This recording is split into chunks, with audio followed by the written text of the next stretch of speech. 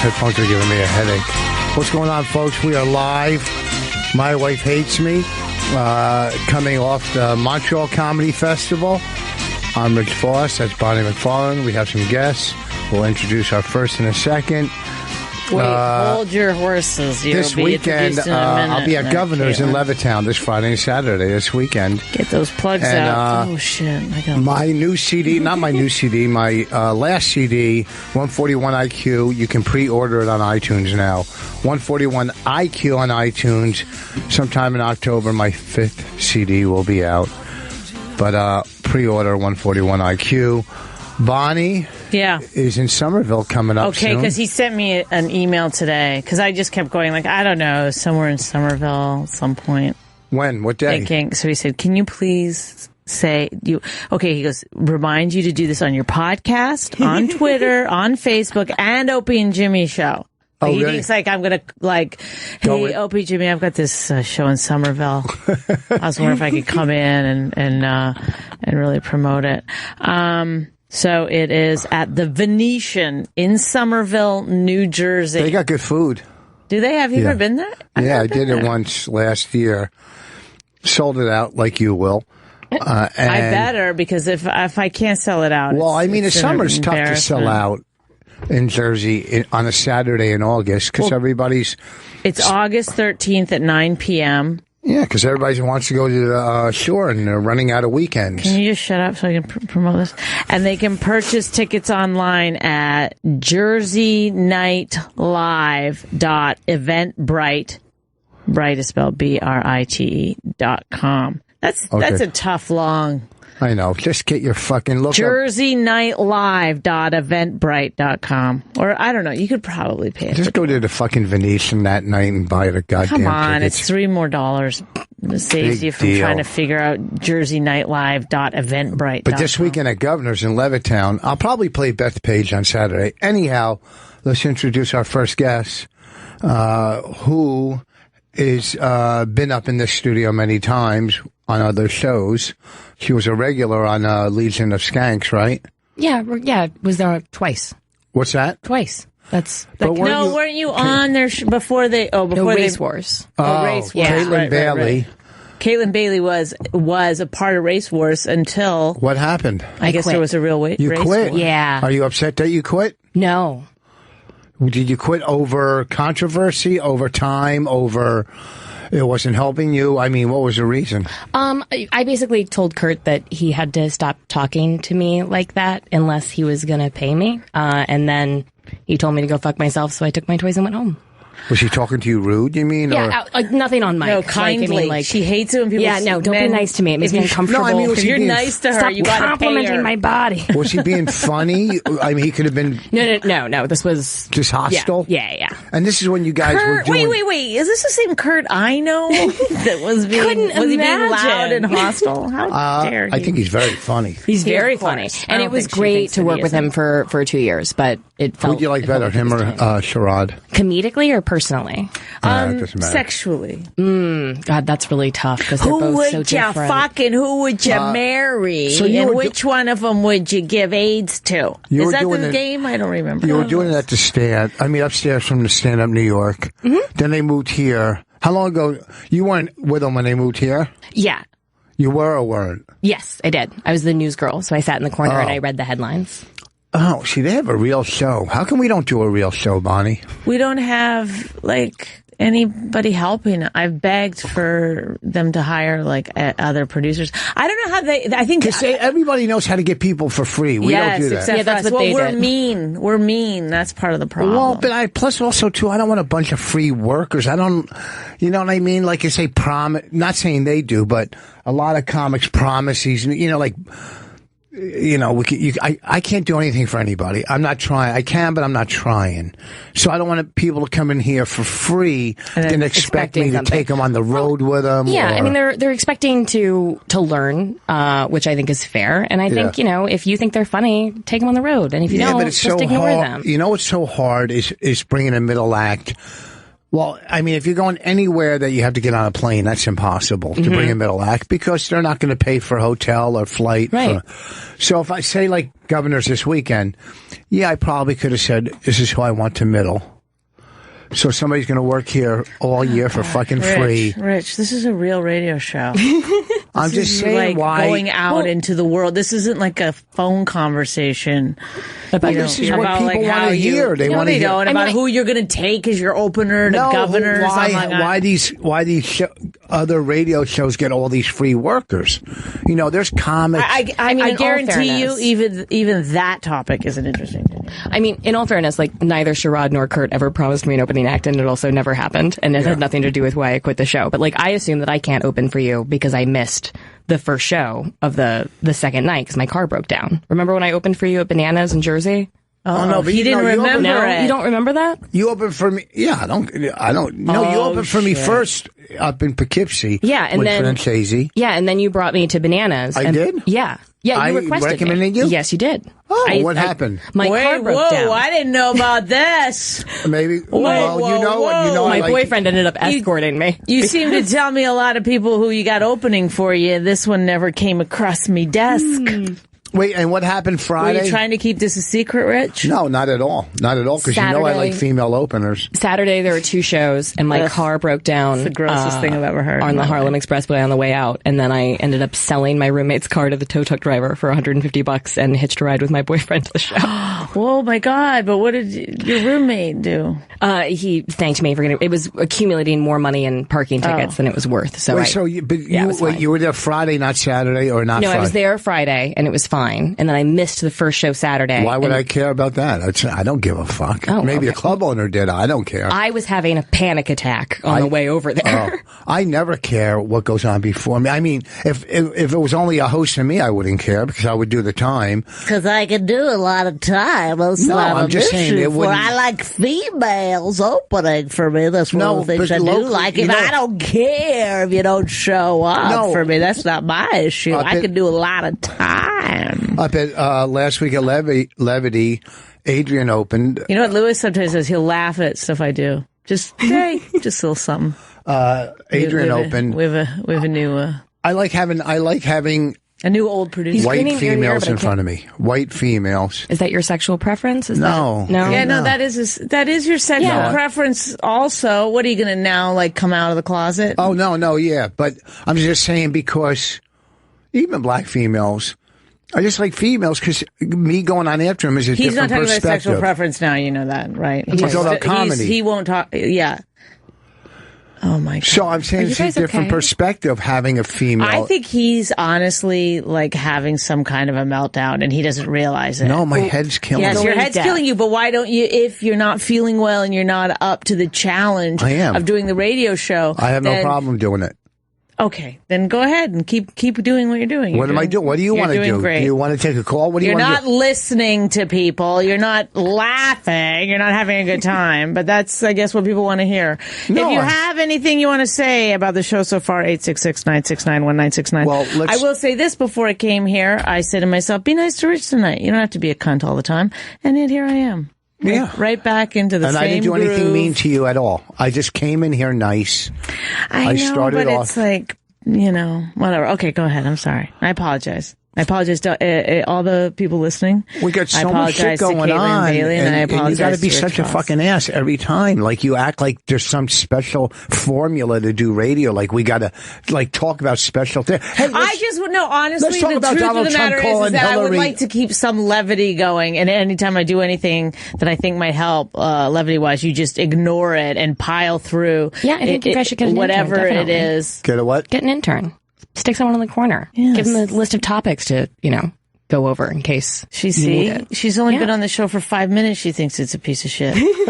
She's like, here's what you need to do. Yeah, absolutely. To make the show a little better. All right. All 3 of us got back from Montreal. Oh, people are calling. Let's take a call. All right. Take a call first and then we'll talk about Montreal. I don't remember how to do it. Hello? I don't know who there's no name on here. We have a new producer. If you've called in, just start talking. It's why you such a bitch. Oh, okay. Yeah, you're on the right show. You got it. You're here. Give him a break. I mean, why are you such a bitch? I know. I don't know. What did I do? I'm on her side. He's hard. It's a lot. I just tuned in. Anything yours, picking. But can I ask you, what's your name, sir? Darnell. Darnell?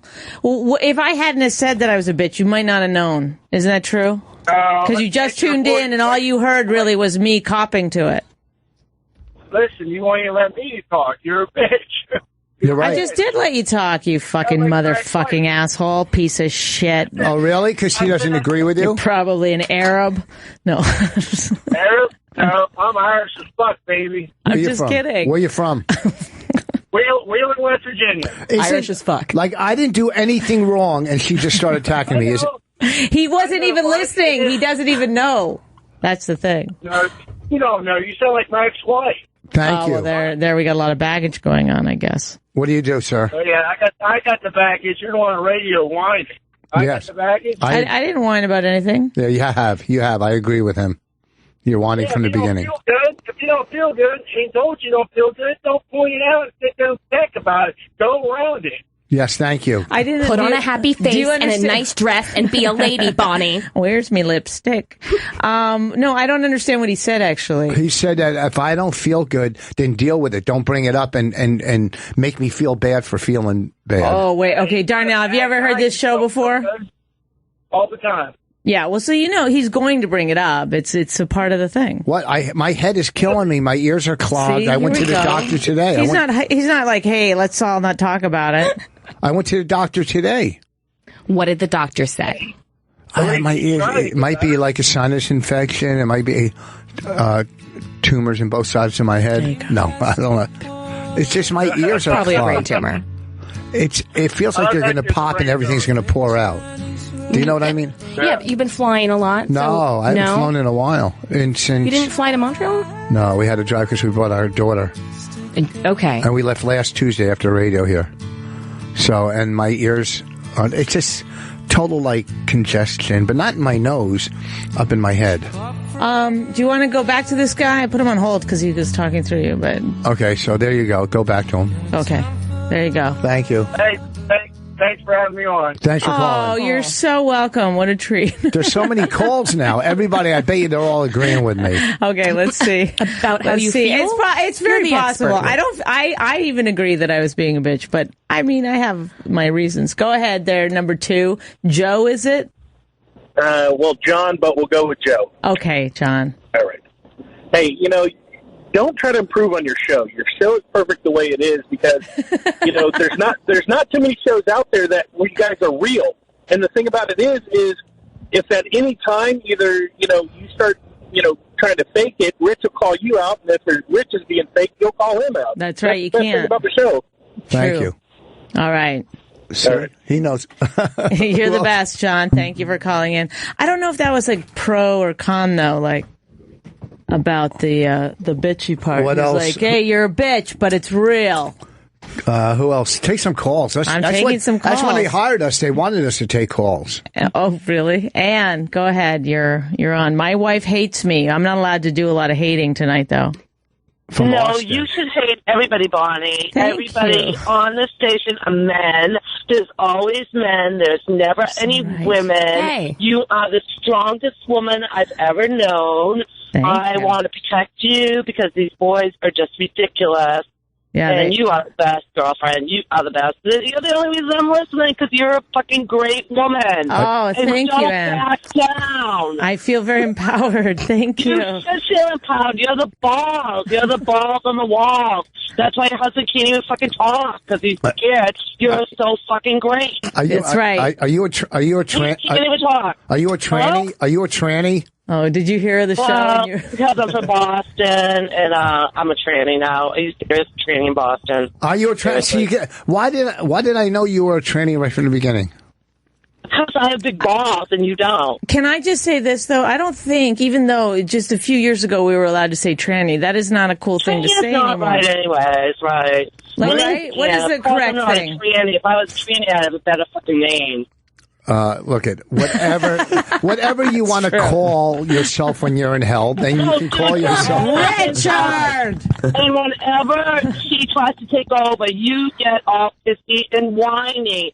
Maybe you're the tranny and she has the ball. Are you like a guy that wants to be a girl? Do you have a penis? Why are do you you think hot? I'm a guy? Because I have power and you're like so wishy-washy. You have power? I do. What kind of power do you have? Has bigger balls than you do. Hold on. What kind of power do you have? Can you help me with your power? Can you help me? The girls in your family are obviously running the show. I have girls all around. She's obviously heard some of the. Yes, I have girls all around me. I have 3 daughters. I have a wife. You're both to be So astute you should observers. build them up and not knock them down. I know don't- I'm not a tranny, and Hillary Clinton, because she has bad taste in clothing, doesn't make her a bad person. I mean, it's so ridiculous. The women that are strong in this world always get bashed. Okay, it's ridiculous. I don't ever remember the You might clothing think I being should. a big political talking Wait, but I don't remember. recently. Also, too. No, I mean, I always. 8 I years never ago. knock down my daughters. I always have nothing but pride and happiness, and I'm proud of them, and I brag about them all the time. You've never heard me ever say anything negative about my No, kids. you're the best. You're the best. Okay. You know why you're I think- so good? I think she You have believes so it many when good she women says it. around you. Okay, thank you, That's why you're the Sybil. best. Thank you. I just want to talk to Sam for a few seconds. Thank you, Ann. Thank you for Sam. calling in. I loved it. Sam, from past experience, isn't Bonnie a real bitch? She has been. Isn't lately? You know lately? what? No, actually, you know I thought what? she's been nicer lately. Sam's a little shit. You know that? She's I mean, he's in like, the past. She's been very, very bitchy. it's like it goes to show how no talent has come through these doors that he's been able to move up.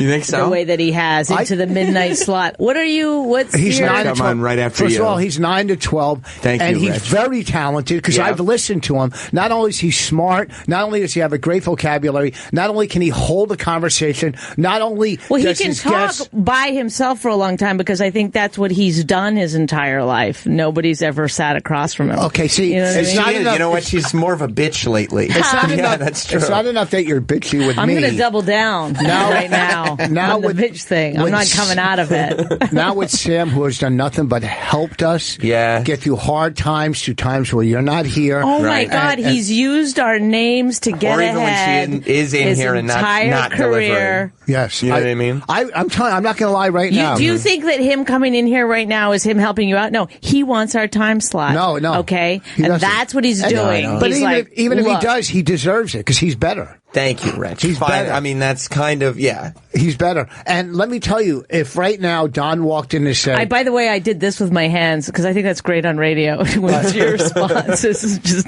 Right now- completely nonverbal. if Don walked in and said, Rich, do you want to trade Bonnie for Sam? I'd have to tell you to leave. like in Well, life. I mean, No, here. Oh, just on the show. I think I got that the last time that I was blowing you, and you were like, "Oh, Sam," and I said, "Not Sam." That's cool. No, it has nothing to do with sex. I'm just saying Sam and I have better chemistry. Which has nothing to do with. Never mind. Yeah, I didn't mean to get in the middle of whatever you guys are going through. I just was walking up the hall and I didn't realize there was. No, you don't understand. This is like now on the break, we're going to go fill each other up. It's like, oh, you came in, you got, you know. I knew that because I tension's brought in the boiling. sexual tension. But also, one of the things Again. that I think that you could possibly do for couples and is, you know, couples tend to come together a lot of times when they have a common enemy. Right, And you're so I see. annoying that I feel see. like you would bring couples together. Okay. Listen, Sam, I'm a You big should be a fan. couples therapist. just because at least we're not with that guy. Yes. Yeah. Okay. Yeah. Did you right. see the way that guy's was fucking sitting? I want to practice.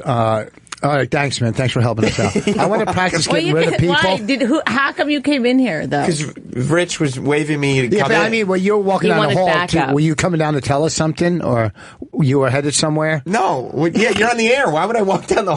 Hey guys, I just saw you were sitting around. I thought I would tell you No, guys. but something. where were you headed to coming this way? I was going to go talk to Paul, and then I was going to go get something. Oh, you were to going to eat. go talk to our producer during our show. No, your producer decided to stay home. I was going to talk to Paul. Well, our producer of today. I But why did our producer stay home? Because it's not that big of a deal, you know. Oh, he just has decided not to. My wife hates me. Doesn't require his attention. No, he's in Florida. And by the way, He's in I'll Florida. tell you, there are he was trying. Your producer was like, "Hey, they're running late. You got to start the show live." I'm like, I'm not doing that. Well, you mean for you? You had to fill in for us? He was going to ask me. He was trying to get me to come in, and you said no to it? I said no. Why would you? Well, because I think I know why he would say no to that. It's big stakes, coming in at 7.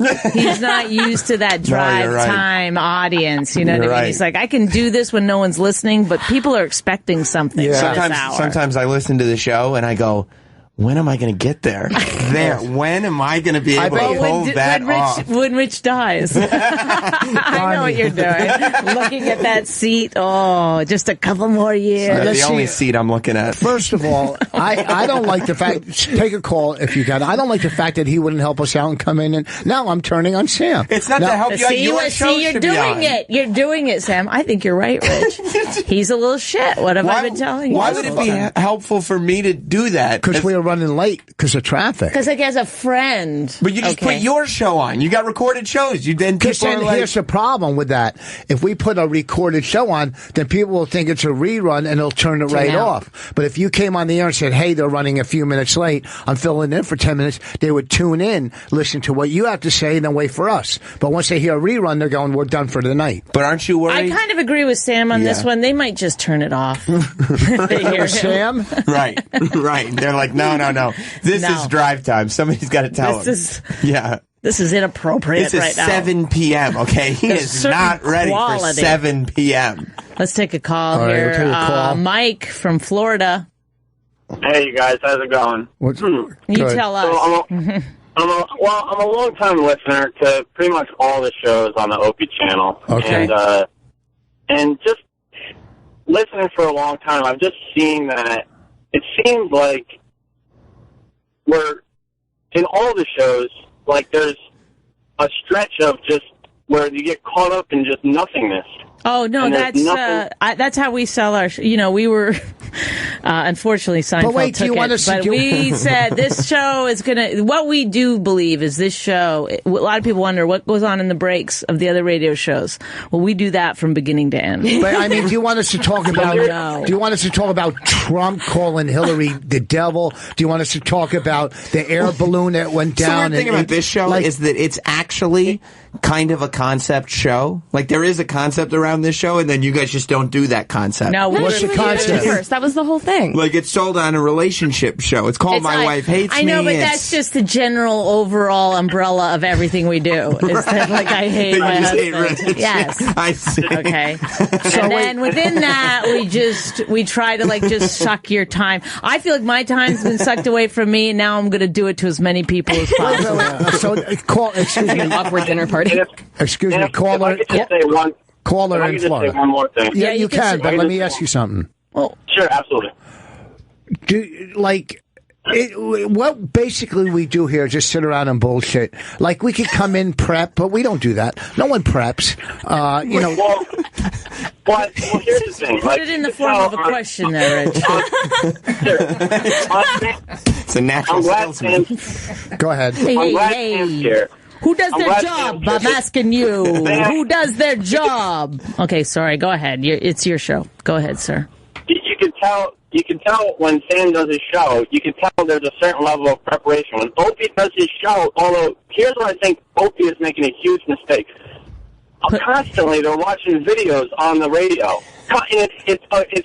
It's becoming a bigger part of the show now that they're all watching videos, but it's a radio show. You got that right. I know we're trying to move Opie out. We're having a tough time on his network. But who does the videos? It's you. I don't even do the morning show anymore. No, but he's talking about on Opie and Jimmy. Yeah, I know. I thought he was slamming you. This guy's still trying to talk. I don't watch videos. This guy's still talking. No. I think you're great, Mike, but it sounds you don't have a good quality. But let me wrap something up with Mike real quick. I mean, it's hard to hear. Let me wrap something up with Mike. You guys can take some seats, by the way. Just push Sam. Away. Yeah, wait till we'll bring him in at 7:35 in 5 minutes. Well, I want them to be able to hear what's going on. There's headphones. Well, okay. Here's the deal in Florida, which I lost my train of thought real quick. I forgot what I was going to say. Fuck him. You and the caller should hang out. No, because he is just. First of all, Opie knows what he's doing. He's been doing it for fucking 25 years, so he knows how to run his show the way he wants it. Okay, Sam and Opie, yes, they are more prep because they have producers, they have interns, they have. Different people. I don't have more people than you. Shut your face. And you and I have the same amount of people. No, but they're 5 days a week. To you, this is like your life. Yeah, they're to both us, jobs. This is just like a tiny sliver of what we do. Yeah, see, Mike, so many other Mike and Florida. They're 5 days a week, both of them. We come in for 2 hours. This call is gonna make Sam happy. James, go ahead. Make Sam's day. All right, listen. Let me preface this. With saying, Bonnie. Yes. I'm a big fan. I've called you before, you and Rich. Rich, my sincere apologies about your mom. I haven't been able to call in a couple of months.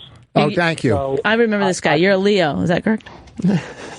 So, but since everybody's giving show advice, I thought you could change the name of the show based on your conduct tonight. Okay. Bonnie, to see you next Tuesday. Oh, acronym. See you next Tuesday, which is an acronym for cunt. I get that. Well, you said it first. You said it first. Don't worry, you're not the only one who says it. Oh, no, I don't have a problem with the word. Really? I do think you were pounding Rich a little in the beginning. Thank you. Cunts like to pound. Am I right? You were pounding. You were finger banging him a little hard. It's never too. Well, that's never too hard. Everything's fine. But that's what we should change the name to, though. I think you're onto something, James. It should be the cunt in the asshole. But we never talk about sex. Or anyway. Well, thank you for calling in. Thanks, Mammary glands. Okay, should we take the one last call and then get our other guests on? But I want to talk to Caitlin about Montreal. Because this is a call that's going to make me unhappy. You go ahead now, Is it Travis? Yes. What's happening? Hey guys, how's it going? Oh. Fine, I guess. Welcome to the cunt in the asshole. You're on the air. This really is a tough act to follow. Go ahead. Yeah, I can talk. Are you going to hang up on me? No. If we hung up on you, it wouldn't matter. It wouldn't hurt, would it? It would hurt me. Let's go. This isn't going to hurt you either, Bonnie. I just wanted to let you guys know that it's great to hear Sam on your show. It adds a little levity, brings up the common denominator. You bring up the comedy?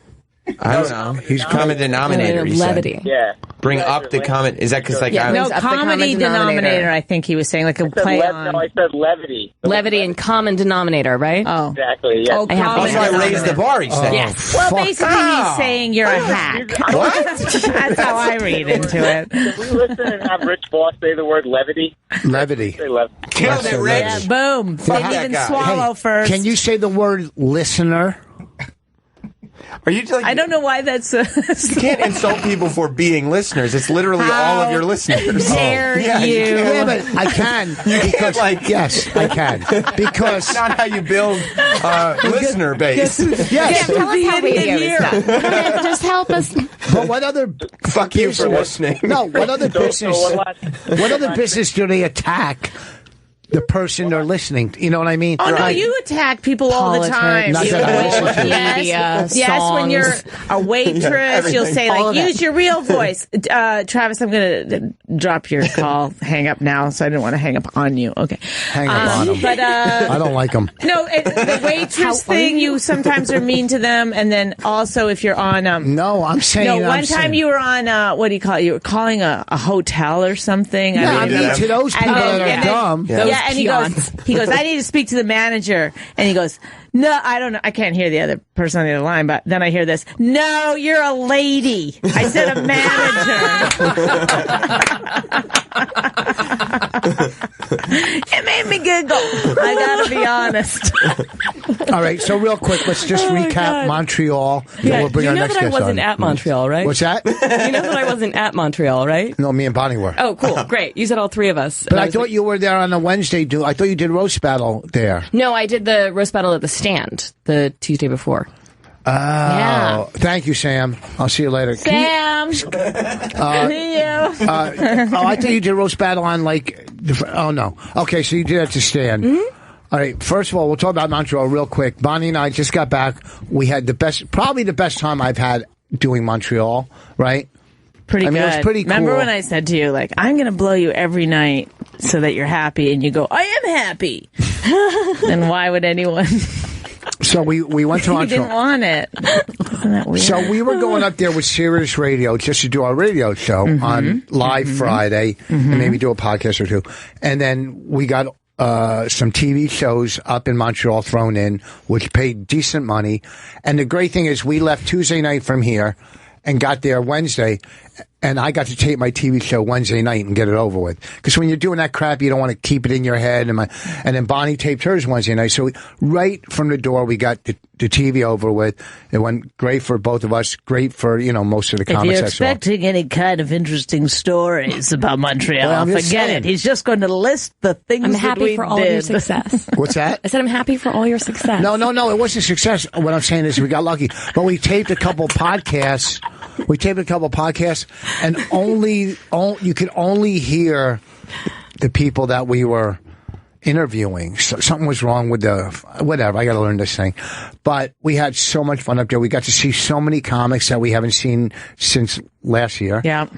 We got to do Louis Anderson made me laugh so funny. hard. He's so funny off stage. Yeah.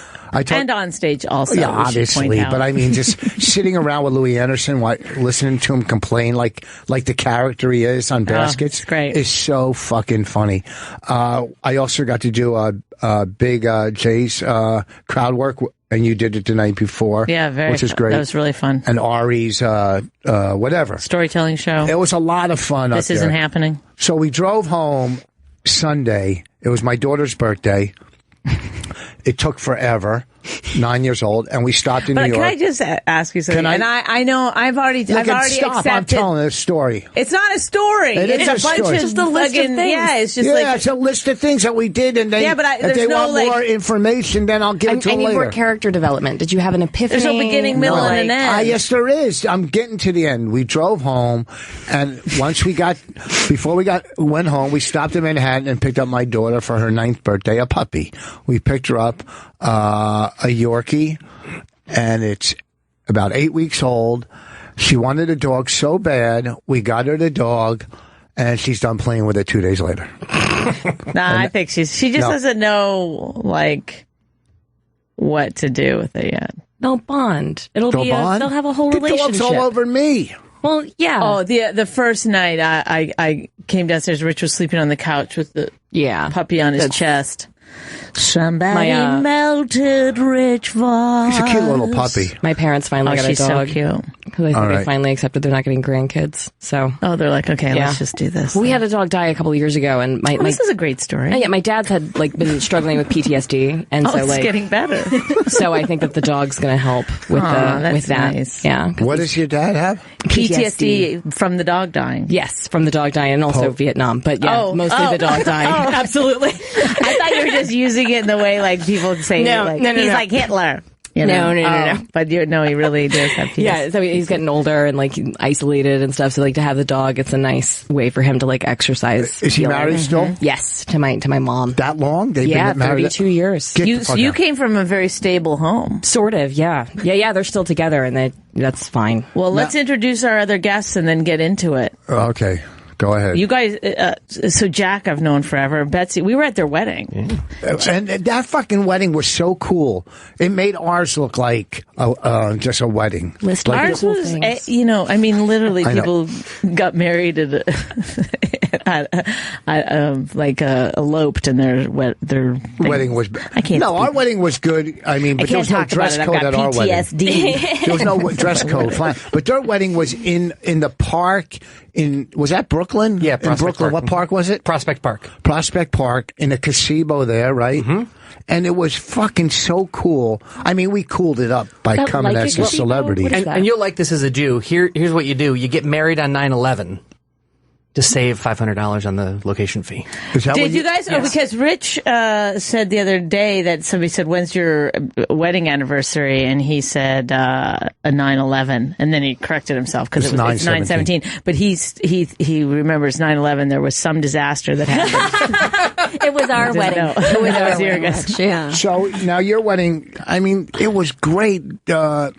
Well, Jack Helmuth is a writer. He's written on a bunch of stuff for us over the years. We've you just keep fucking following us around. I do. I'm a big fan. And now you're writing on Comedy Central's, what is the show called again? The Nightly Show with Larry Wilmore. Yeah. I'm a writer and senior producer. I got it promoted. Oh my God, nice. When did you get promoted since we had dinner? No, like a month ago. Oh. And I didn't know who this was. I don't know who that is anymore. Elizabeth Head, who's that? Yeah, but she's dead to us now. But you don't go by Betsy Helmuth Head? No, I know. Come this is not a name you hyphenate. That's not a name you hyphenate with anything. But yeah, I'm Betsy Helmuth now. Oh, you do? Oh, you're not Head. No. No, you've stopped. You stopped with the Head after you got married. I know. This is just the stuff we had to get in the. God knows. Oh boy. That's the stuff we had to get in for security. That's just our legal names. Yeah. Right. Yeah. Now, when we had dinner last week or 2 weeks ago, Betsy was telling me she has a podcast now, and she's done other podcasts, and she's in between entertainment and interior design. Okay. Right? Yeah. Interior-tainment. Interior what? What is the... Interior-tainment. So she's like, I don't know. I haven't heard her podcast yet, but I'm sure there's a lot of stuff about armoires and... Yeah. Oh, wait. Okay, so you talk about interior design on your podcast. That's what right. your podcast is about. That's right. Oh, my God. I would actually probably listen to this, and I'm going to tell my sister because my sister could be an interior designer. Could She's she? really my friend could be it. a comic. Go ahead. I was just thinking that. Just thought that. Well, and there's a lot of relationship overlaps. Very good. Oh, yeah. With, I'm sure. Interior design. So I do relationship rescue via design. What's that Finding mean? the compromise that they couldn't see That's through right. their own nonsense. Like the style. I'm sure you guys have some conflicts regarding your interior design. Everyone does. Yeah, well, we certainly do. Everything. He does Gay Grandma. That's his thing. I like he old loves that. stuff. Mm-hmm. Yeah.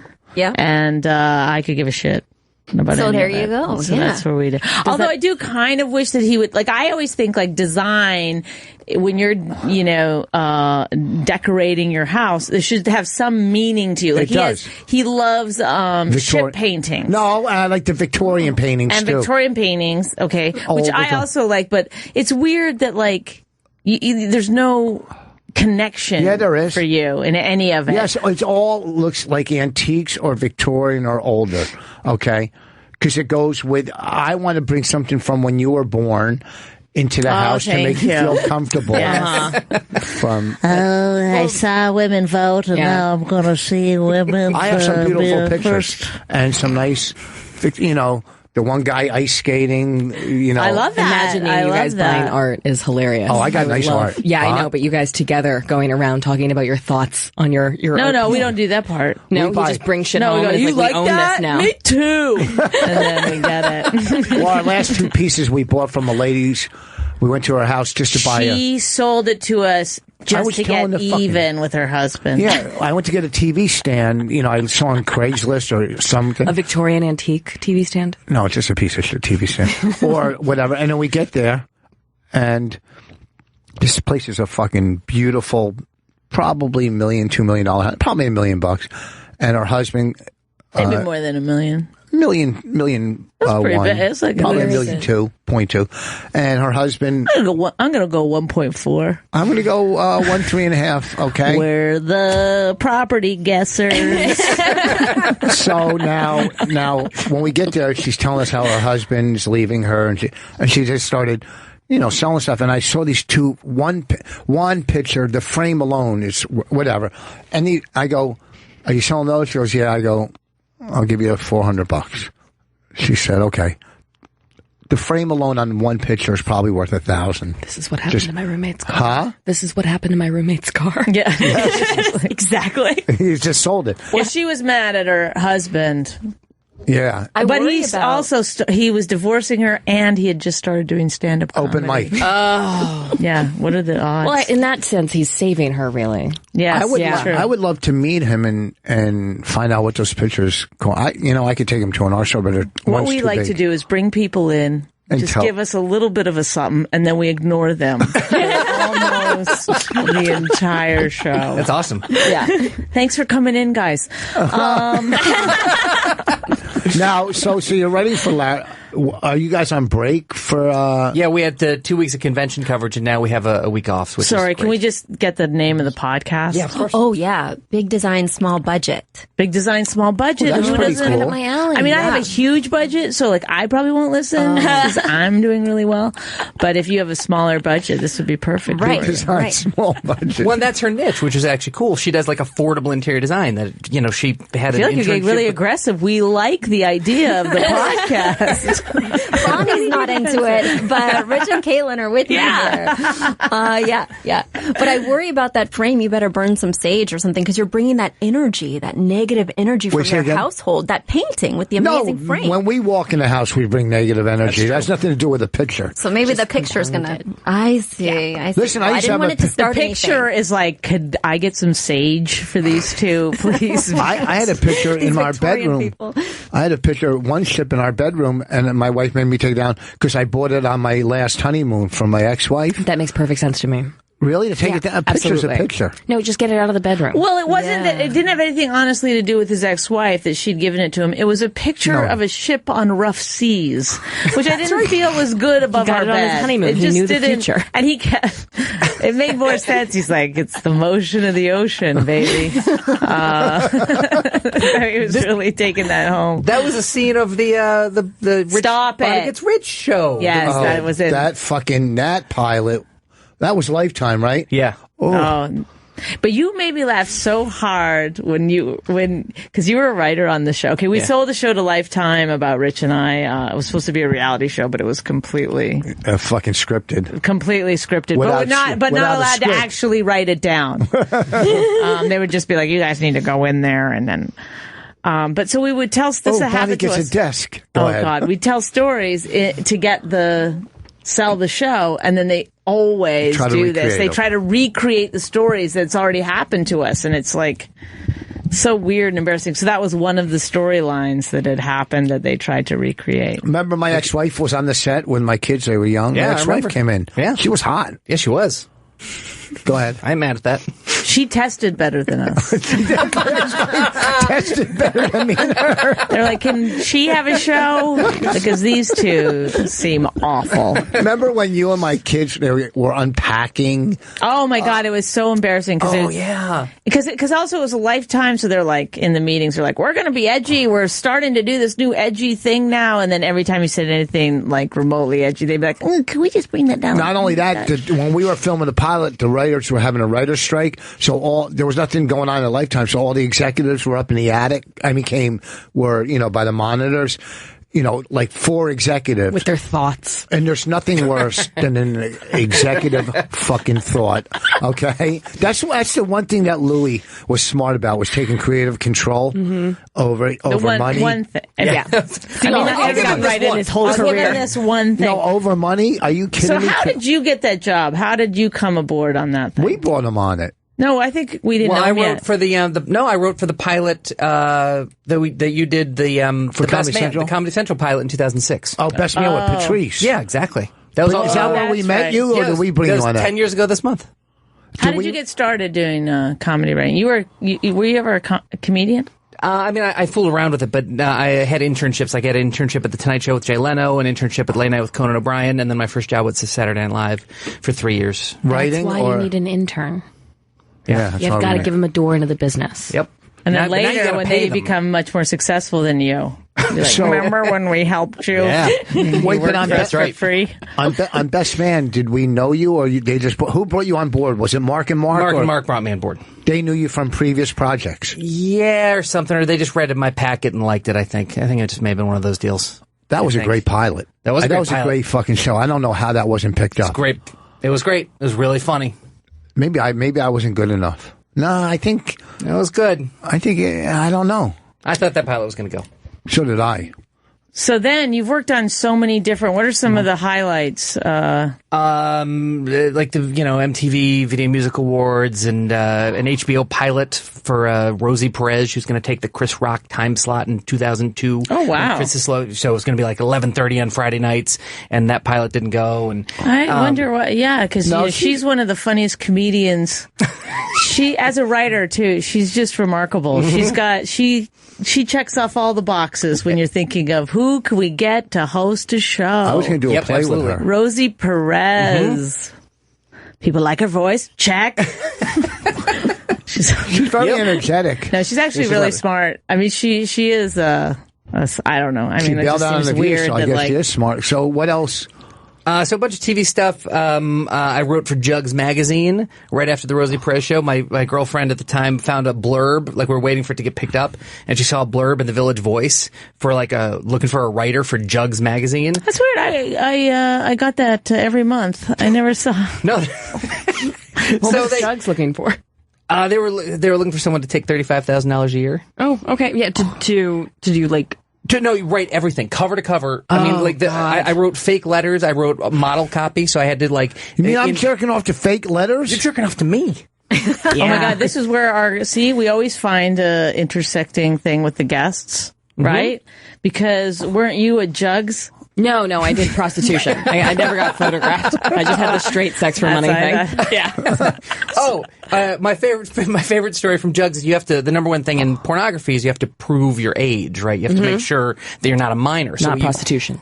Right, exactly. Yeah. We don't care about in that game. Yes. In that We'll get to that in a minute. So you have to send in a photo of yourself holding your driver's license and a picture and a piece of mail to prove that you're yourself, right? And so we got these photos from this one lady. You give them like $200 for these, realistic photos. And she holds up her piece of mail is from the bank, insufficient funds. Oh, why? Answering the question, why are you doing this? It was the darkest thing ever. And that's when I knew I was doing the right thing. Didn't you write on this feels good. Didn't you write on like a bus or something? Yeah, the ride. Yeah, a Broadway show on a bus, these $1.2 million retrofitted buses that still ride around Manhattan. So it's like a Broadway show on a bus. You take all the seats out and then you turn them at a 90-degree angle and you have like stadium seating. It's an all-glass wall to the bus, all-glass top, and you just go around the city like doing the show there. You interact with people on the street, so you have like performers on the street, rappers and comedians and all this stuff, and you just drive around and it's a Broadway show on a bus. $60 a pop. So it's just the host is basically saying, over here we have this, and then like, oh my God, a crazy dancer, and then some guy does some break dancing, and all the people from Nebraska but it's all set up to people on the street. Yeah, so we have plants and all this stuff, and so it's like tons of actors and comedians. Orchestrated New York moments, like affected. Right. How many people can you fit on the bus? 55, 60 people. Did it sell out? $60 a pop. It did for a while. I mean, they can go fuck themselves, but they were not particularly good to us once it launched. Oh. But yeah, I did that bus thing, and I wrote for Glenn Beck for a couple of years. That was fun. Yeah. I ran a show for Glenn. Is that the guy we were making fun of for his comedy the Christmas comedy special where they all wear sweaters. Right. Yeah. They're all the whitest fucking audience you'd ever imagine, all wearing sweaters. Now, how long ago, where did you guys meet? We met online. OkCupid. No shame in that. I saw some weird looks between you. No, Are we going to say this? We're going to do it. Let's just tell the truth. We met and we were engaged. We were at Tiffany's 10 weeks later. Wow. Looking at the old rock. Oh, my God. Say again, you got met and got engaged 10 weeks later. You said, oh, my God. Okay, but you were in a very long-term relationship prior to that, not wanting to get married at all. Yeah, like you thought that was your worldview. They had a ship picture above their bed. And then I moved right into those stormy seas. That's right. Yep. But right, you were kind of like, I'm not really into marriage. It's not my thing. Oh no, I'd always knew I wanted to get married, but it wasn't working with her. Yeah, we never met your ex-girlfriend, did we? I did. No. Yes. Yeah, she did. Yeah. So she was great. She was a delight. She was 10 years older than me. Oh man, she was 10 years older than me. Oh my God! So and you how met her pissed was she? She must have been so pissed. This is like the thing, Well, when I met her, she was already married and didn't tell me. Oh. And so, like, there was some stuff, like, I was, like, sort of ready to get married. She's like, yeah, there's some stuff you need to know. And that she sort of blew that opportunity. I know I told you this was just a friendship ring from a gal I know. She kept it from me. How could you have a... No, but then... Did she ever sleep at your house? Separated. She was separated, obviously. Yeah, but she was still living with him. Oh, that's a thing. Yeah, but when you called over there, the man answered the phone. No, there was no home phone. Oh. She didn't have any phone. We're getting a home phone. Even back then, there was no... Yeah, that's 2002 when she still, She just... She used payphones. She was the one at Jugs. Yeah, no red flags there. No red flags there. Yeah, good. Wow. So then you guys went on a couple of dates and you were like... He must have made you come so hard. Let's do this. like that's I think 10 weeks. Did. What's that? I said he must have made her come so hard to go from nothing to married in 10 weeks. We waited until marriage. Oh, okay. What's he We saying? didn't wait long. Oh. We didn't wait long. You were going down our wedding day. Shut up! On and turn the volume up. Yeah, no, my ears hurt too much to put my headphones on. This is a Christian show, Jack Hellman. Wait, but you weren't from New York. The cunt in the asshole. It's a Christian show. Where are you from? Your kids are out of the room. Bring them on in. I'm from Missouri. Missouri. Same thing. Yeah, Missouri. Were you living in New York when you met, or did you? Oh, yeah. I'd been here for a long time, so, yeah. But I could see Jack being online trying to meet somebody, but not you. Huh? Not in a bad way. I mean, how else is he going to do it? Am I right? I mean, come on. You don't look like that kind of girl. You have 2 kids. Mm-hmm.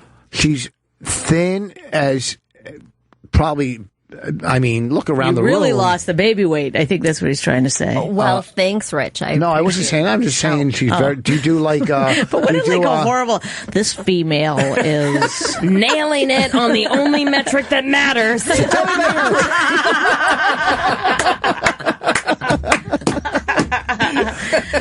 I don't know what her vagina looks like, but I think she's probably doing her Kegels. No, I'm saying, there's a lot of show left. I'm sure we'll know by the end. Do you work out, do CrossFit, or do you go to the gym? No, I don't. Eating disorder?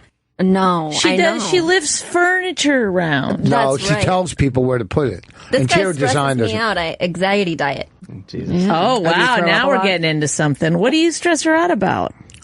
I ask her. I don't know. I'm a delight. Because they brought us on this show. The theme is people whose wives hate them. No, but they said earlier they don't stick to the theme. Oh, oops. What? We don't force other couples into this. Your ex-girlfriend was 10 years older than you. What's the spread here?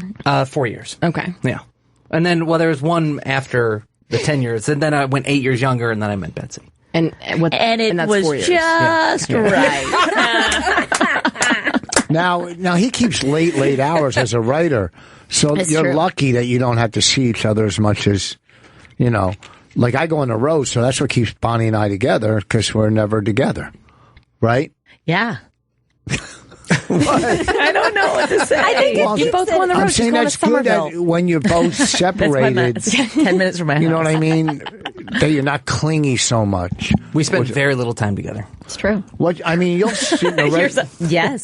You'll sit in the writer's room till what? Yes, 1 or 2 in the morning, or on a lot of shows that would be the case. I usually get home by 9:30, 10 at night. Oh wow! So you can watch a show before bed. Yeah. Where do you guys we do that? See, people always think sexual chemistry is the most important part of a marriage, but that's only the most important part of getting together. The marriage, the most important part is if you have TV compatibility. Oh, well, then we are really not compatible. Or technology to solve for that. Right, we have 2 TVs, and that's what keeps our love alive. So I go downstairs late sometimes while I sleep on the couch and watch, TV late because she'll want to go to bed. But, I mean... And I'll be uncomfortable on the couch for her so she could watch what she wants or go to bed. Yay. She wants to watch The Housewives stuff. I'd like to watch The Wire again. We had a couple box sets of The Wire. That's right. We gave them to somebody, I remember. I don't remember where they And then we never got them back. But I don't know. Now they're worth a lot of money if you have the entire box set. Did we lose them in the fire? I don't think so. No, we had them in the safe, the ones that we had left, because they were that important to us. I put an insurance claim on it. Probably in the fire. Huh? It's probably the fire. I mean, and you would think the person you lent them to would have watched the best show on TV. Well, let's find out here who watched The Wire. Okay, I did. I did. Do you? No. Okay, so you're okay. You don't have to. You were out making money. Yeah. doing. We're going to get to her whorishness after the break. Everybody's waiting for about it. that. I'm sorry. I was. See, it's good that I've been using that word. Absolutely. Why? What's it called? It's contagious. All right, we're going to take a break, and then I'm going to attack her. I feel like I'm only going to disappoint you. The naked show, contagious. Yes, sex, I got to talk about the naked show. And if when we come back from break, the rest of the wire is here on the desk because no questions asked. Okay, I'm going to go take a break, and when I get back, if the wire's on the desk, I know you're in. Okay, I know you're in. I don't get it. He does. Anyhow, this weekend I'll be at Governor's. Levittown. Also, my CD 141 IQ. Pre-order it on iTunes. It's coming up on iTunes. What do you want to plug? The only thing I want to plug is my one-woman show, Contagious, is in New York Fringe and United Solo Festival this year, and you can get tickets to all the dates at contagiousloughter.com. Contagious? Contagious, like C-U-N-T, contagiousloughter.com. And where is it playing? At New York Fringe. What's that? It's a theater festival that happens on the Lower East Side, New York, and United Solo, that's going to be at Theater Row. Oh, that's pretty cool. Theater Row down in Midtown there? Yeah. Get the fuck out. Those are so cool rooms, those rooms I'm there. really excited about I did a room there years ago. They're so fucking cool. They're like little theaters. You wouldn't even know they're there. They're so fucking cool. Like some of them. Jack, anything you want to plug? Website or something? Yeah, affordableinteriordesign.com. My wife's. I want to get you. Right? No, but I want to double down. I got a mortgage, pal. What is it? What's it called? affordableinteriordesign.com. That's for great interior design services, guys. Yeah. Betsy, are you at Governor's in Levittown this weekend? No. I can be. Promote your podcast. bigdesignsmallbudget.com. We'll be right back. I love you, Rich. All right, forget the song. I love you, Rich. I'm on the. Do you think? Do you see why it happens? It's not reciprocated, or he doesn't acknowledge that I even say. Because you're joking through the song. No. I love you, Rich. Thank you. Thank you is not the appropriate. Did it start like this or develop into this? Like, what did you think? What kind of dynamic did you think you were signing up for when you agreed to marry this guy? No, I honestly, and I still have pockets of it, but I used to think he was so charming, so funny, and like mean and charming. And I think before I had a child, it was his other issues were so much easier to deal with because I didn't have anything else. Right. And then after the kid, you're like, I don't care if you bought 8 pairs of shoes online. I don't want to see them all. And I don't have time to give you this attention. I gave you that hat. Yeah, thank you. I appreciate it. That you wanted so bad, and now I want it back. Because it looks good on me. Oh. Okay. Do you think? I really did think he was funny and charming, folks. That was not a lie. It's hard to tell now, of course. Do you think Raina, our daughter, could get jealous of us playing with the dog more, instead of her? Will she get jealous of the dog? Do you think? No. Where is this coming from? Because we've had the dog this is a segment that we do. It's called Apropos Nothing. No, with Rich Boss. It's because the dog's only like 8 weeks old. It's this big. I'll show you later. And we've had it for like 2 days. Mm-hmm. And I'm just trying to get everything, trying to get it to eat. Drink water, puppy-proof the house, as much as I possibly can. Yeah. You did none of this for the baby, by the way. Yes, I did. I had a bomb-proof the house. With Raina, I think you honestly got so crazy. You were going to the program meetings. I don't know, the friend of Phil's meetings. Phil. I don't know. Friend of Phil's, yeah. What's it called? 12-step. I was going to 12-step meetings. You're going to 12-step meetings like every day. No, I wasn't. You're like, I gotta get out of here. And you can't. That's like it's such a perfect thing. If you recently have a child, you should immediately declare yourself that you're an alcoholic and start going, because nobody can be like, hey, no, fuck your 12-step meeting. I need help with the baby right now. Yeah, and no, they can't you just had to be like, okay. But then you can't drink when you've got this newborn. I think it's the worst time to go into AA. No, for the woman, you should be able to drink for sure. Okay. I just think the men should immediately go into recovery. If the goal is to avoid bonding with your child. I mean, if that's the goal. Which I think it is for a lot of men. Yeah, but puppies are safe. Puppies don't grow up to make weird choices. I bonded. For me, it was tougher because I already had 2 adult daughters. So to start over at my age, it was tougher. Yeah. Because you think, hey, my daughter's going to be 22, 25. I'm free. If I want to get into a van or an RV and take off, I can. Take off. I thought there was going to be something darker. Take the dog with you. But you know what I mean? And then when you're starting over, if I want to get into a van and steal a child, I will do it. All right, so let's discuss Caitlin's career. Did you want to talk about the jealousy? I got jealous of my ex-boyfriend's dog, but that's not. I think a girlfriend, like you're probably like a nutty girlfriend. The dog was getting all of the post-coital affection. That doesn't seem strange. Wait, to but me. I met your boyfriend. Wasn't he like a tall, good-looking guy? Jono. He's a comic, right? Yeah. Do I know him? I don't think I've met him. No one does. No. He's a good writer.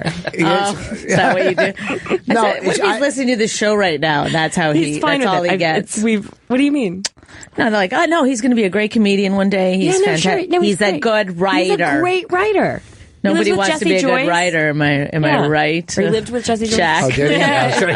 Right? Yeah. So how's that working out for you? He really settled, didn't he? So Caitlin will do. They have naked roast battles. Well, they have naked comedy shows. It started off with naked comedy, and I was thinking about this the other day. It's easier for a girl to do naked comedy than a man, because the second a guy goes up there, the first thing they're saying, "Oh, look, big or small." His dick. That's what they're saying. Bigger. They're not going, oh, look, he doesn't do sit-ups, or he doesn't have nice pecs. They either go, nice cock, ugly cock. Oh, do you don't think for women they're like, look how tiny your C-section scar is. No, we're not talking scars. We're talking.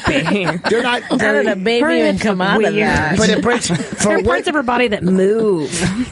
No, they'll look at I think it's harder for a guy to do it than a I think it's really challenging for both men, women. We've had a trans woman on. I think it's hard for everyone to get naked and tell jokes. Yeah, I'd say, shut up. Just let me look. But I like Bonnie, you have a huge labia. Would you feel like how would you feel doing that show?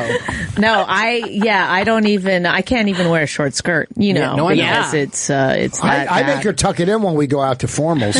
Formals. We go. I think to the church social. You giggle, but to the pancake breakfast. When we go to a pancake breakfast, tuck it in. I remember. I had one person try to pick it up one time, thought it was a pancake. Yeah, last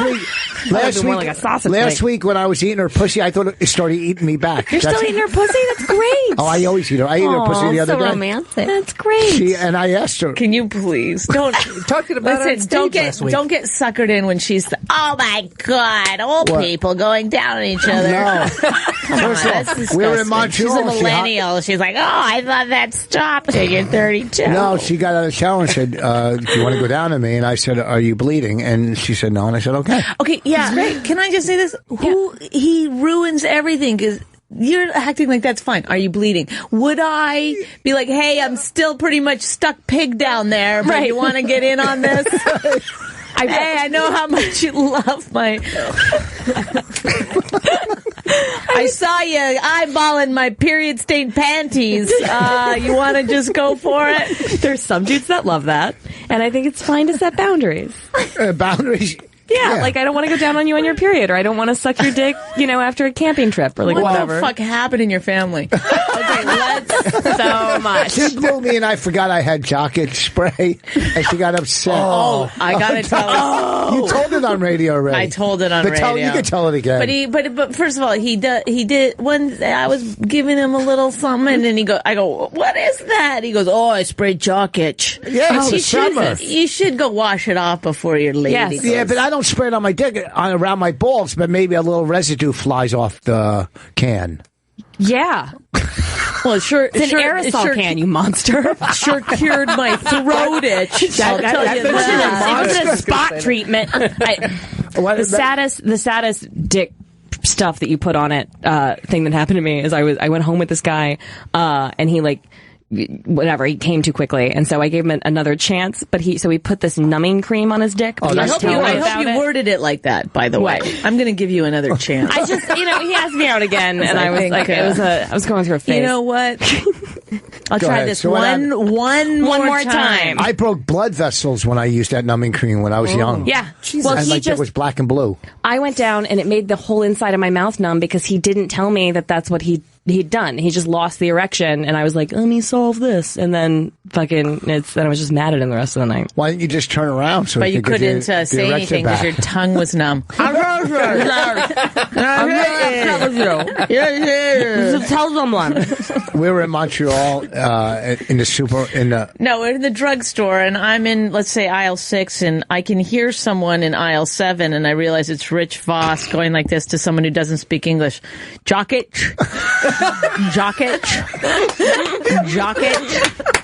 And they clearly don't understand, and he doesn't have any other way of explaining it, so he just keeps saying it. He must have said it 20 times in a row. I was. He's going, but he also has a little bit of trouble with that word because of his lisp, so he's going, Jock it. I was trying to be French, too. Then he'd swallow and start again. Jock it. I was just like, oh my God. I didn't try to help or anything. I was like, how I get out of here without anyone knowing we're together. So you grew up in a pretty stable family. Yes. Parents are together. Yeah, absolutely. Military family. So we moved every 2 years for the first 10 years. Okay. Yeah. And brothers and sisters? Nope. And then at some point, 17, what age were you? Yeah, I was 17 when I started. I was where'd you grow up? What town? What state? Germany and North Carolina. Yeah, they're close. Go ahead. She said she moved every 2 years. You weren't... Oh, yeah, I heard that. Every 2 years, but then she had to grow up somewhere at the last move. Yeah. What was the last Raleigh, move? North Carolina is where my parents Raleigh. still live. My ex-wife lives in Holly Springs. Oh, she's great. delightful. Can you stop talking about her? And I want to say hi. She really is. She's so pretty. My friend Mark. She's come up 20 times. My friend Mark Grossman runs Good Nights now. He owns Good Nights. Okay. That's a great club now. All right. Go ahead. So now, what was the question you asked her? When did you start selling yourself for money? When I was 17. Okay, so how did you get into that? I wasn't going to bring this up. Go ahead. Well, hold on. Is this real? Yeah, this is all real. Taylor, take a flyer. She's going to do this. This is all what's in the show. This is what the whole show opens with, the question of like, why did you do this? How did you do this? Yes. What went down? Fucking awesome. So you don't mind. Put your wallet away, honey. Put your wallet away. She doesn't take. Very expensive. She doesn't take food stamps. Go ahead. Food stamps. Or livestock. So I honestly, I come from money. Like, my parents are well off. I had a generous allowance. I didn't have to pay for college. There was no drug addiction. College? Yeah. The College of Charleston in South Carolina. Oh, my daughter went there for one marketing pairing and quit. Then the other one went to ECU. Okay, cool. there might be other things where you can relate, but let's just get the story out. I got excited when she said, go ahead. It's fine. No, it was great, and but I was really, really curious and turned on by the idea, and I kept talking about it. Like, when I was on the debate team and stuff, so I'd talk about it with other debaters, and I get a lot of Oh my God, the other debaters, I'm sure, were like, oh, yeah, I guess that sounds good. Well, they would say things like, oh, well, if you become a prostitute, you become a drug addict. I'm like, but what if you just don't do drugs? And they're like, well, your pimp will kill you. I'm like, but what if, why does that what has to be? And so I got into it to satiate my own curiosity, and I did that. But you had a pimp? So the very first time, what was that? Can you talk about what that was like? So I put an ad up on the message boards, and the way that I knew how to do everything is I read the FAQ section of the message boards, which was so important. So I learned about reference checking and what was expected, basically. And it was meant for men, but I deduced. So I showed up to my first appointment. I checked this guy's references. The first thing that happened is I walked through the door and I asked to check his ID. Where? His house? No, he got a hotel because I was underage, so I couldn't legally rent a hotel room. Okay, so he gets a hotel. Does he know your age? No. Well, he thinks I'm a 21-year-old communications major at the local university, and I was in high school. But you'd had sex before? Yes, I'd lost my virginity. But the client was the second person I had sex with. Oh, God. Yeah. And you were in high school? Mm-hmm. Yeah, I was a junior in high school. No, it was all bravado. I come from a theater background, so I got into character, and the escort character that I created was this fantastic, confident person. And so cat eyes. It was all, that and jewels and this Mae West thing. So I go in and I check his ID and I call my friend who, had done her best, bless her heart, to talk me out of it, but agreed to help do mitigate the damage, So I called her and I said, hey, I'm here with, blah, blah, blah. I'll call you in about an hour. So he knows that someone knows where I am, who I'm with, and what time to expect to hear from me. Okay, but hold on real quick. Very important. You could have walked in that room and not even had a chance to get to his ID. That could have happened, but then his 2 references would have had to have been faked. He would have had to really commit if he wanted to like rape and kill me. Okay, go ahead. Because like he had to have seen other escorts and not done that. But the thing about rapists and killers, they do commit. Yeah, absolutely. They really, they commit. That is a thing with them. But wait a You've second. always been a glass is half full type of lady with What that. do you mean his references? Right, so in order to book an appointment with me, I needed 2 references, which are 2 women that he's seen and presumably not robbed or killed. And so then I would call You them. mean I didn't have to get prostitutes or yes, just- other prostitutes. So yeah, I'm not calling his ex-girlfriends. So like these, so I'd call Like, he them. stinks a bit, but it was fine. Yeah, and so like we would have that conversation. I didn't need to get in touch with both of them. I needed to get in touch with one before I could go forward with the How appointment. did you know they'd slept with him? I would give them his name and email address, and they'd pull him up on their database. Their email or So whatever. okay, so you go in the room. Was it an older guy? Yes, it was an older guy. In shape, fat, ugly? Like I would say like average, like not overweight, but like middle-aged overweight. I think what he's wanting to hear is he was no Rich Voss. Oh, I'm sorry. He wasn't nearly as put together as you are. But wait a second. Oh, he was famous. What? See, I wasn't going to talk about this. I was going to talk about the naked comedy, which I we disagree. can talk about that too. No, but I want to tell you, this is kind of interesting. Yeah, this kind of. I didn't even know you did this until cutpageslaughter.com. I didn't even know you did this till maybe a month or 2 ago. Yeah. When I worked with you all those, I never knew that. I don't open with it when I'm working He just with someone tipped on you the because he road. tips people. Right? I mean, he didn't know. But wait no a second. expectation. So what's the most you ever made on one? $14,000. No, 14,000 roses. God. Oh, I'm sorry, 14,000 roses. This was From one for a whole night or for just one load? Yeah, a whole night. Does that have something to do with taxes or something? Why? Yeah.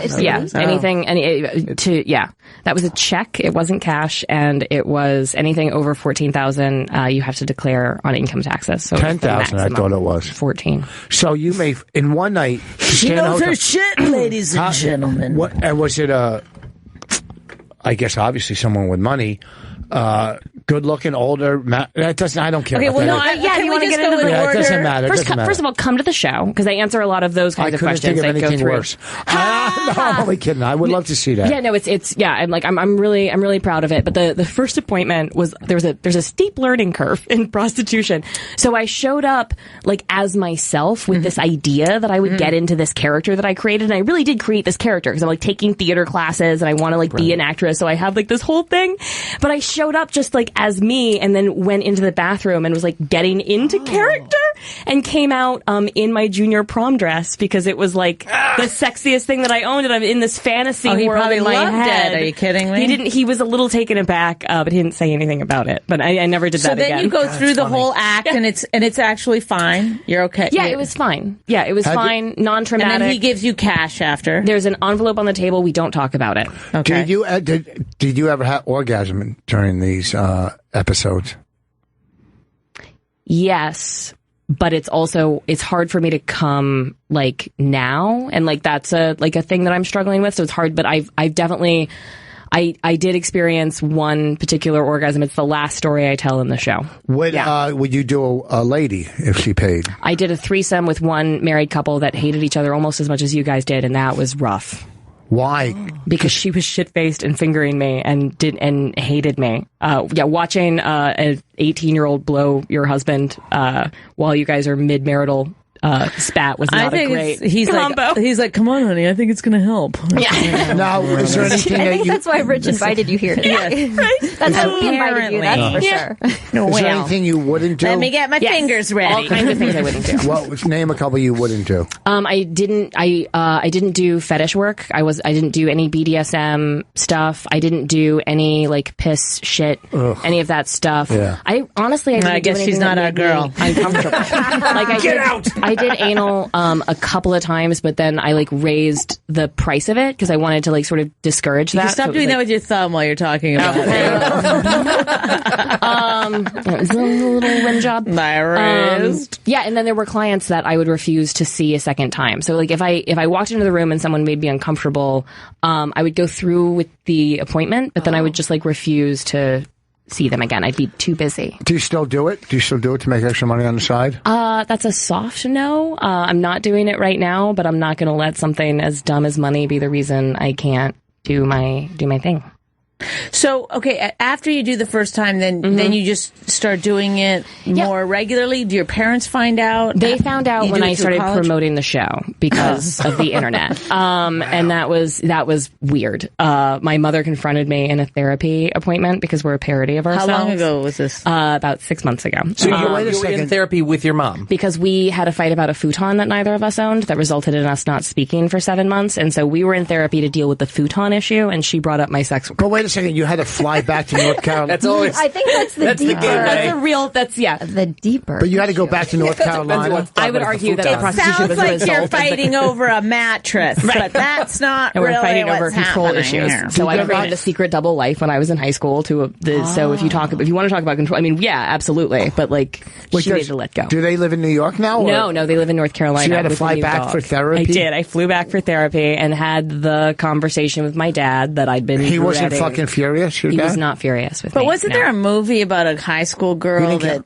she went to high school during the day and she was a hooker at night? And for me, it was more like high school in the morning, escort at night, like daughter homework, high school shit. I mean, sorry, escort in the afternoon, and then So that's where people get it wrong. Yeah, a lot of these go down at 4 p.m. Where did your parents think you were? It's like, hey, I'm at volleyball. Well, I was doing college release at this period, so like I'd exhausted the academic program at my high school, so I got out at 10 a.m. and I was taking college courses 2 days a week, which helped with the I'm a college kid. Oh my God, the parents are like, where are the proud? Yeah. It's like I'm nailing it, crushing it academically, which gave me a lot of freedom because that's the metric that they were using. Is like, are things okay? I was on the debate team. I was in plays. I had a lot of extracurricular activities to explain where the fuck I was. You're doing this in the area where you live. Yeah, North Carolina. Someone had to know who you were. Wouldn't you be Didn't you go into any hotel room where the guy's like, oh, I know your mom? Or no? Okay. Or they never. Now, were you ever in any dangerous predicaments? Like emotionally, yes. No, physically. Physically, technically yes, but actually no. So how did this? When you're in your early teens and you're doing this, how is this affecting you emotionally? It gave me a perspective that I both wouldn't trade and also makes relationships weird. Because I've been on the other side of like people, really rich, unhappy dudes who hate themselves and their wives and their life. And, they have all of this like accoutrements of success and they just hate themselves. And so like it was a great perspective to know that like money isn't the answer. Right. And also weird in that like I was spending a lot of time at a 17, 18-year-old person in bed with people who were like toxic and hated their wives and hated like women. Yeah, but how hard? Yeah. Go ahead. No, go ahead. But when you got that kind of money, how hard is it to pick up a girl in a bar or find a girlfriend on the side? The thing that girls that you pick up at bars do is call you or want to see you again or have emotional expectation. Nodding like a maniac. So it's like, a lot of people think of prostitution as the lesser of two evils because it doesn't threaten. It's not a direct threat. They're going to pay for that date anyway, and it's a lot of setup, and it's a lot of like it's a lot of bullshit emotional expectation. And they want a sure thing and they want boundaries. But you could kiss that person. You can't kiss a prostitute. You can kiss a prostitute. I thought they don't kiss. No, are you pulling that from that one movie? Here on the show. I kissed according to Pretty Woman. Yeah, I offered GFE. It's called Girlfriend Experience, and it comes with like kissing and talking and like being on their side. Really? Yeah. Oh my God. One of the. But then you don't want to do that at home with your own relationship. Right, it's weird. Yeah. So like one of the services that I would provide is like I had a lot of dudes come to me with erectile dysfunction that were incapable of participating in like traditional sex, but what they wanted to like tell their jokes or their stories or talk about their day and have the attention of a woman that didn't have years of like resentment or shit built up between them. They wanted that like one-sided attention that you would get from a therapist or something else, but from a like hot naked chick, So why don't you do open mic prostitution where you have open micers come in and do that? Yeah, exactly. No, I was thinking she could be our therapist, not our sexual therapist, because I wouldn't put her through that. Thank you. I was like, it was really dramatic the first time. She was such a cunt to me, and he was the worst.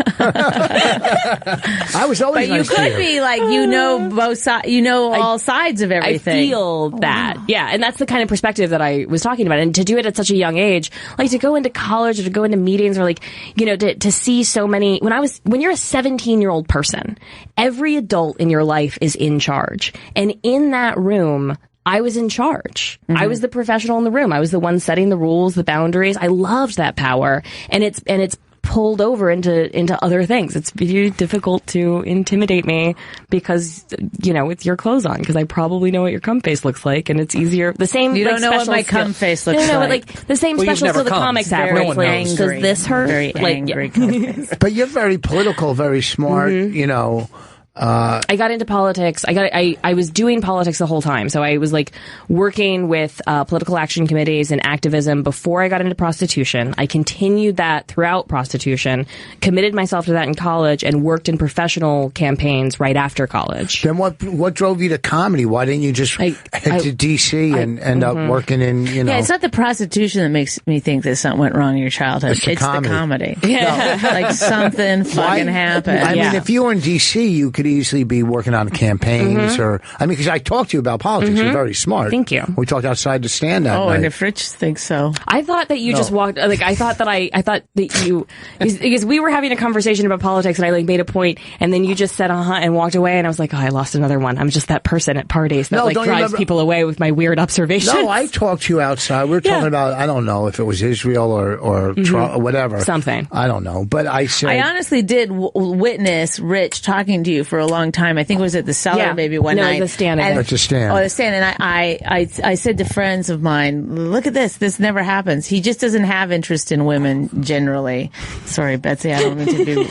But like, it's hard for him to hear us when we talk. He doesn't. He doesn't really like women. He doesn't like hanging out. No, or I do. I love women. It's just that I like hearing different perspectives. You're a homosocial. No, I like hearing their perspective when we were talking politics because I don't think she's far left or far right. If I remember, I thought she was more strategist. I thought she was a moderate person.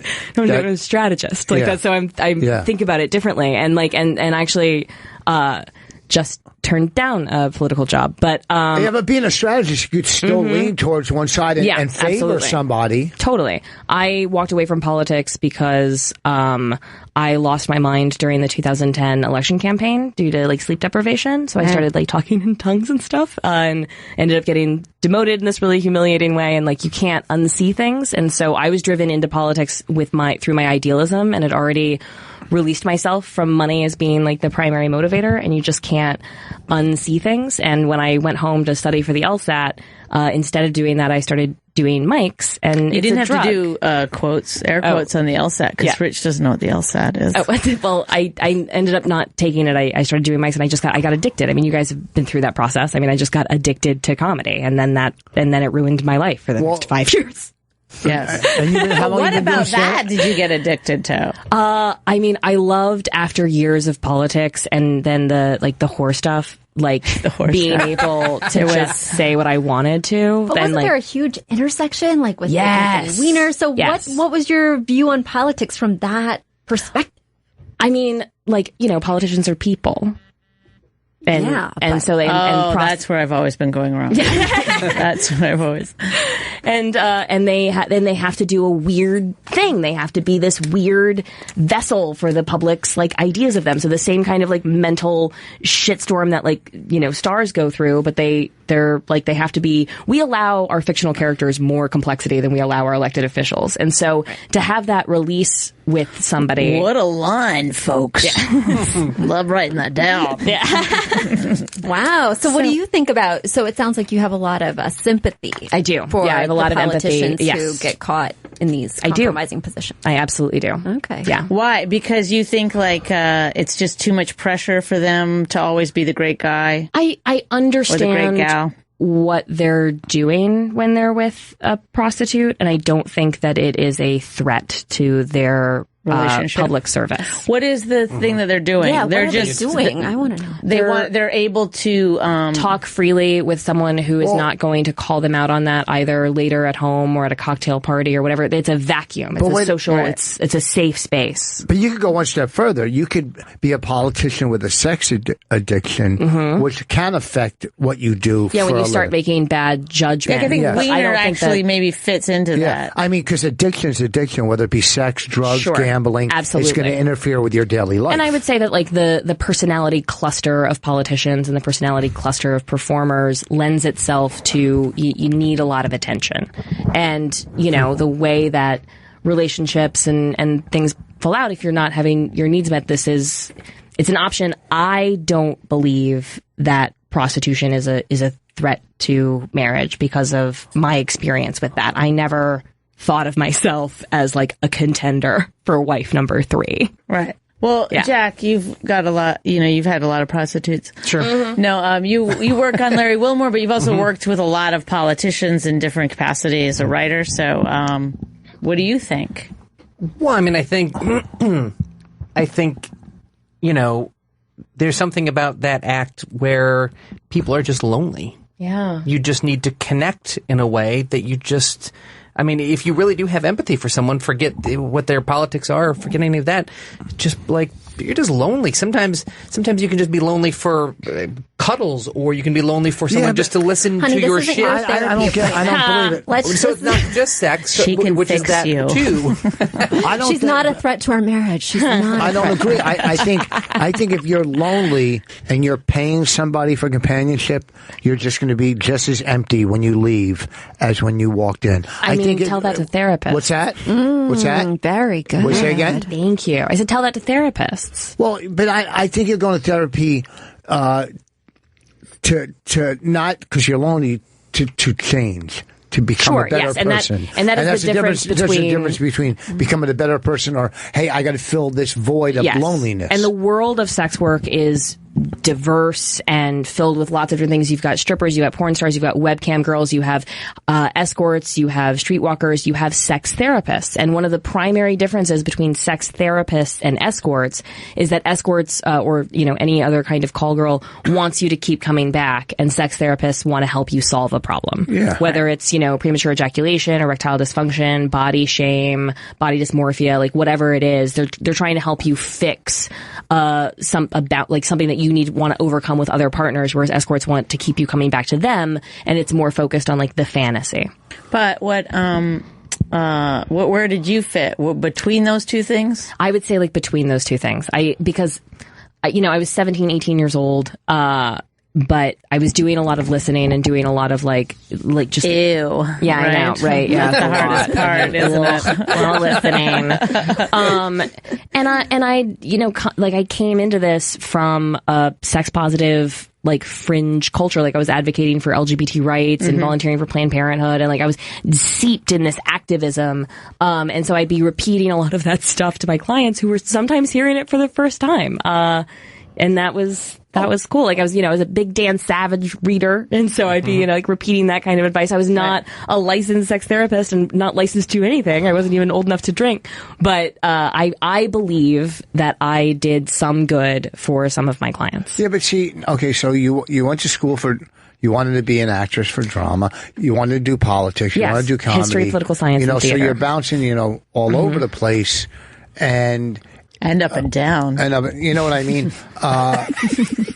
And comedy, which is addicting like anything else, it's also instant gratification, too. It's not like acting where the whole performance, so you're also a thrill seeker. That attention, but absolutely. Adrenaline junkie. So it's the Venn diagram of like the buttons that comedy pushes. A lot of those buttons got pushed in politics, but not all of them. A lot of those buttons got pushed in, horror stuff, but not all of them. Comedy feels like the button, and it's great. But so now in horror stuff, was the button pushed during sex, or it seemed more like it was afterwards? I was in love with the story, the leading a double life, the having some vice principal yell at me, in the hallway, or like getting a parking ticket for like $16. I thought I had fuck you money because I had no bills. So like all the money that I was making was just like make this problem go away money. So, and it was there's great. got to be a But also, part do of you have a sorry, Rich? Go ahead. Do you still like to have that secret life? Like, do you still do stuff that? I don't know. It's weird. I haven't been in a really long-term committed relationship, like where you live with someone for a long time, but I've never been in a relationship where I felt like I could totally exhale. You know what I mean? Right. Yeah. It's going to be hard for you to connect with somebody, right? But I would argue that is not unique to sex work. I don't think that I am like so damaged by sex work that it makes me incapable of connecting. I think that my personality cluster you're damaged by yourself, by what kind of person you are. No, but what are you damaged by sex work? I don't think so. No, that's because I think you're supposed to feel like you are. I know. There's probably I'm sure there's a part of her that says, it was wrong or not right. Well, no, I mean, everybody has things that they've done. I mean, you know. Yes, I was a crack addict, a drug addict. No, but not even that kind of a thing. I'm just saying, like, you slept with someone that you didn't really like. Or you wrote for the number of humiliating, traumatic, dangerous sex situations that I've had, all of the, like, really shitty stuff has been recreational. Oh, yeah. So, I mean, because I don't think of sex. I've never felt guilty about sex. I've never had, I mean, sometimes I think it's because I didn't grow up religious that I don't have these. Mm-hmm. And I also never really had that thing where, you know, where you sleep with someone and then you know, women report that they sleep with someone and then they're madly in love with them. That's where the come so hard thing came from. I was like, there's no way that you weren't just flooded with oxytocin and dopamine leading into that. Wasn't it? No, it was. What was it? Homeless. I was living in a van at the time. Did he yell at you like your dad does? I'm sorry. You know what? He looks like my dad, which that was not lost on me. That was not. Is this the first time you're hearing? That's why I married Bonnie. She looked like her dad.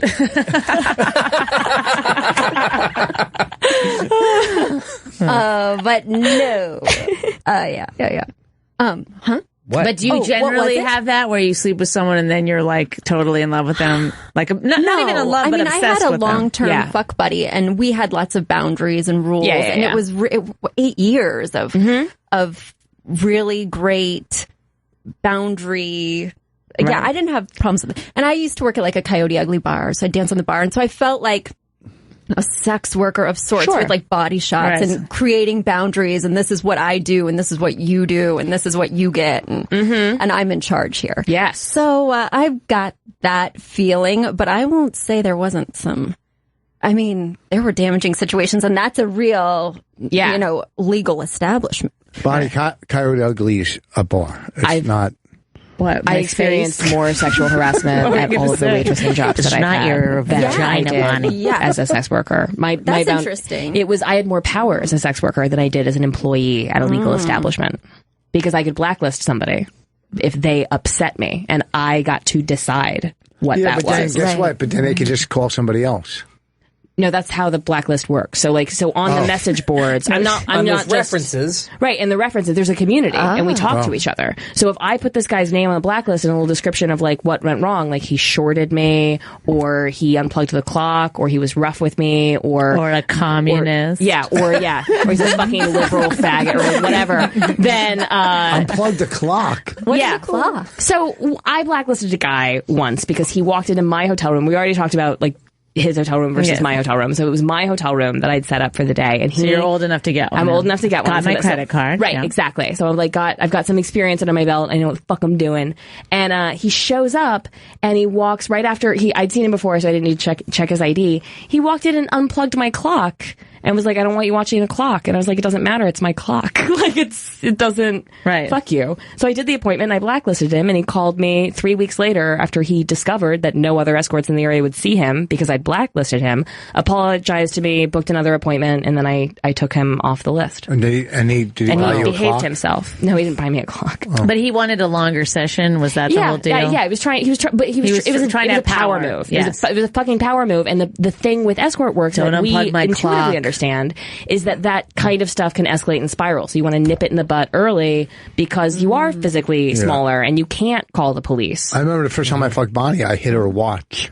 Mm-hmm. Yeah, right. Yeah, you got to do that. You got to establish dominance. It was in my Coyote Ugly. Okay. All right. Oh my God. Listen, I don't want her looking above my head the whole time. When you hear about like these stings or whatever, where they shut down these messaging boards or they shut down, what they're really taking away those things because we don't. Well, if you don't want, but anyway, if you're reading a news article and they're like, we're so proud of our local police department for shutting down this message, what they're really doing is taking the only safety check that women have, which is the ability to talk to each other and communicate with each other and share information. And we're all in agreement it should be legal, right? I don't think so. Not until bestiality is an accepted form of sexual. Why? I'm fucking one now. I know. You're just biased because you grew up on a That's farm. why you got the Yorkie. 8-week Yorkie. Oh my God. Are you in love with She gave consent. No, her. She gave consent. I don't It know does if seem could weird be to me that you can kill an animal, but you can't fuck it. Yeah, that is weird. That doesn't make any sense to me either. Wait, We're just grossed out generally with sex stuff. Are you pro fucking animals? I don't think you should fuck an animal, but I just think there's a hypocrisy criminalizing there. fucking animals. I think if we can torture them to death, we should be able to fuck them to death. Oh, you got too many things going on in your head. You got too many. That's your next show. Save it for the next French. I just see the hypocrisy of it. Yeah, because like just outlining things because they make you feel queasy or whatever. That's how we ended up with all these anti-homosexuality laws. It's like you don't get it, so we have to outlaw it. No, there's some things you have to draw a line on. On animal fucking, I think is the line.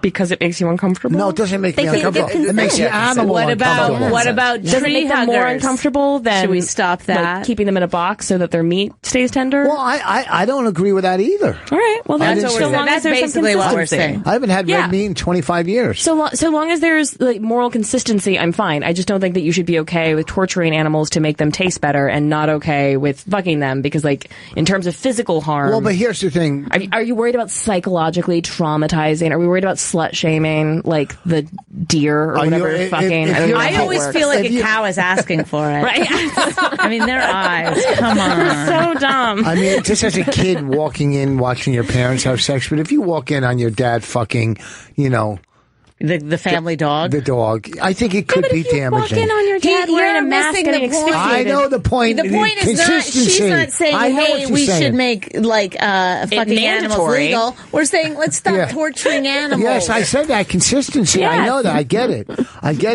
But what? What? But yeah, I guess we all. I mean, our puppy's too small. Our puppy's too small to even put your pinky into. More or less. Believe me, he tried. There's only one way to find that out. Just like we've all been Betsy's humped by podcast, dogs. you guys. I'm telling you. So similar. Why do you think I only buy, animal fucking? I only buy blowfish for I mean, Raina. there's some animals that actually ask for it. How many times have we been humped by a dog? Right? True. Right? You're right. That means they want to fuck you. Yeah. Yeah, that's what that means. Well, what do you think bestiality is? He's fucking them. Oh, really? Getting fucked. Oh, you're right. Girls get fucked by animals. Yes. They're just as disgusting. I know it makes you uncomfortable, Rich. I'm just saying that it's a bad position to base policy on. When's the last time you went to a? I hope no one I know is listening. When's the last time you went to a threesome and a fucking someone brought their pet? Yeah. I mean, fucking Lewis has had his butthole eaten by a dog during sex. Lewis J. Gomez. He tells the story. No, okay, all right, fine. I'm saying that like dogs have participated in cunnilingus in good old-fashioned American households all over this country all the time, and no one's talking about it. Well, you can buy an entire dogs. book about it, about women's so-called fantasies. Right, yeah, do you know that lap dogs were in part bred to fucking lick rich women's clits? That's why they're called lap dogs. Really? Yeah. That's true. No, I didn't know that. I think that's made up. Anyway, we got to go on this last weird note. I know it's awkward. Plug Betsy's podcast is Big design, small budget.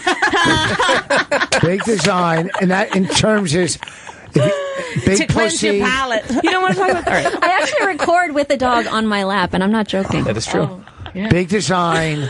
Now small it's all budget. awkward. Jack, website, anything? What do You can watch The Nightly Show with Larry Wilmore, Comedy Central, 11:30. It's a great Monday show. to You do great writing. You're a great writer, Thank Jack. you. Yes, he is. You always have been. Okay. What? I'm so sorry I disappointed you, Rich. You didn't disappoint me. I think you're very, very smart. I think you're intelligent. I like to talk. I can talk to you for hours. Come see Contagious. I'm just not bringing my dog. Don't bring your dog. When he says talk to, he means at you. Yeah. Well, but no, I didn't talk. I asked her questions. Never mind. Come see Contagious in New York Fringe or United Solo. All the shows are listed at contagiousLaughter.com.